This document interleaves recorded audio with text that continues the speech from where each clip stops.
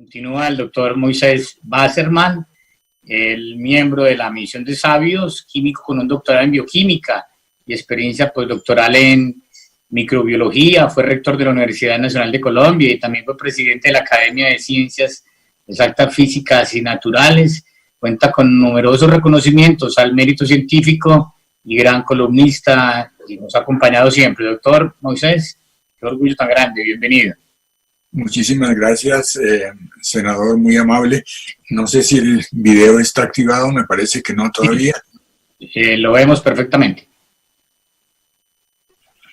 Sí, señor. Bueno, perfecto.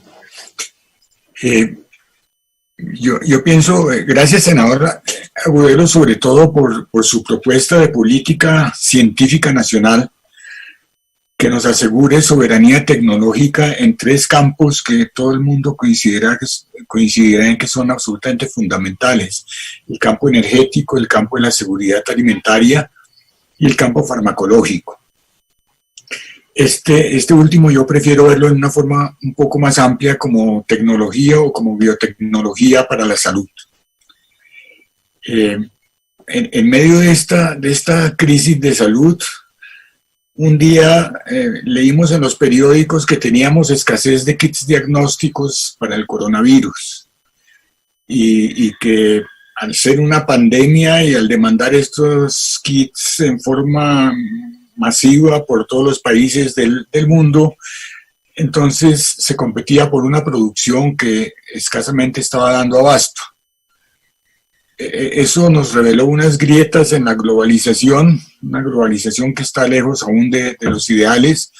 Se cerraron las fronteras, se embargó en algunos países la exportación de insumos de salud, incluso en países que tradicionalmente han sido caracterizados por un muy alto nivel de cooperación internacional, pero decidieron antes que nada defender a sus poblaciones. Yo creo que a nosotros nos debe servir de recorderis acerca de un hecho que es muy contundente.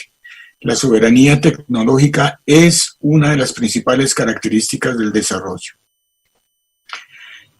Muchas veces se oye que los culpables de las desgracias son los países ricos y las compañías transnacionales, las responsables de nuestra dependencia, pero a veces eso es un autoengaño piadoso. En muchas ocasiones las limitaciones son autoinfligidas. Ningún país es autosuficiente en todo. Ninguno produce absolutamente todo lo que consume o debe consumir. Pero los países con un mejor desarrollo tienen un potencial de respuesta, y eso es lo importante, el potencial de respuesta. Aseguran sus necesidades básicas y en urgencias, como las que vivimos hoy, ajustan rápidamente su aparato de producción a lo que se necesita. Hoy publiqué en una columna una descripción del método molecular. El nombre método molecular ya inmediatamente oscurece, porque la gente dice, bueno, es algo misterioso, no sabemos qué es. En otros lugares le ponen su nombre técnico, que es RT-PCR, que no ayuda mucho más. Voy a pedirles disculpas, pero voy a explicar un par de cosas técnicas al respecto y después voy a explicar por qué estoy entrando en ese tema. Empecemos por PCR. PCR es una amplificación exponencial de una secuencia de ADN. Eso es lo que le da la sensibilidad al método. Encontramos la secuencia que queremos, eso se amplifica en forma exponencial y se puede ver con métodos que antes no permitirían verlo. Se necesitan unas moléculas que llaman cebadoras, que le dan también una exquisita especificidad. Todo es del dominio público. Las moléculas cebadoras hacen parte de la secuencia, que es dominio público. La secuencia se amplifica en un proceso que requiere una incubación con una enzima resistente a las altas temperaturas, que fue aislada, como decía Silvia hace un rato, de esas investigaciones básicas que la gente piensa que no sirven para nada. Fue aislada de unos microorganismos que vivían en los géiseres del parque de Yellowstone. Y eso fue en 1969. Para la parte de la prueba misma fue desarrollada posteriormente y ganó el Nobel de 1993. La parte RT de la prueba es la transformación del ARN del virus a ADN para que pueda entrar a la segunda parte, que es el PCR. Y esta es mediada por una enzima que proviene de otro virus, de unos virus diferentes, premio Nobel del año 1975. ¿Y por qué menciono todo esto? Porque todo es del dominio público. No hay patentes. Si las hubiera, ya estarían vencidas por los años que acabo de mencionar. La patente es solo sobre un formato. Solamente sobre un formato en este caso. Y tenemos nosotros laboratorios que pueden producir cada uno de los componentes del kit. De hecho, ya los producen hace tiempo para sus propias necesidades investigativas. Y tenemos suficiente capacidad en diseño y ingeniería para ponerlo a funcionar en forma automatizada y masiva. La ciencia básica me parece absolutamente fundamental acá. Sobre todo, muy importantemente, porque no asume como en otras instancias más técnicas incluso, no asume el kit como una caja negra misteriosa que se compra, se importa, le metemos una muestra por un lado y saca un resultado por el otro.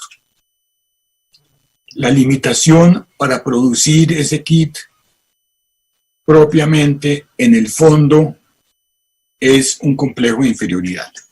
Este era un ejemplo de hoy. No se trata de un fármaco, pero sí un desarrollo biotecnológico. Algo parecido pasa en otros campos, con el desarrollo y producción de fármacos básicos, por ejemplo las vacunas, que son vistas también como algo mágico, como otra caja negra. Quiero recordar, para terminar, un par de hechos, que tal vez hay memoria más débil.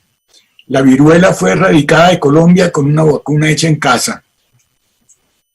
Existió desde principios y hasta mediados del siglo XX el Parque Nacional de Vacunación que la producía. Posteriormente se unió al Instituto Nacional de Salud. Los brotes de la terrorífica fiebre amarilla en el siglo XX fueron controladas por vacuna fabricada en Bogotá, en el INS. Y no solo nuestros brotes, también los de Ecuador y de Perú.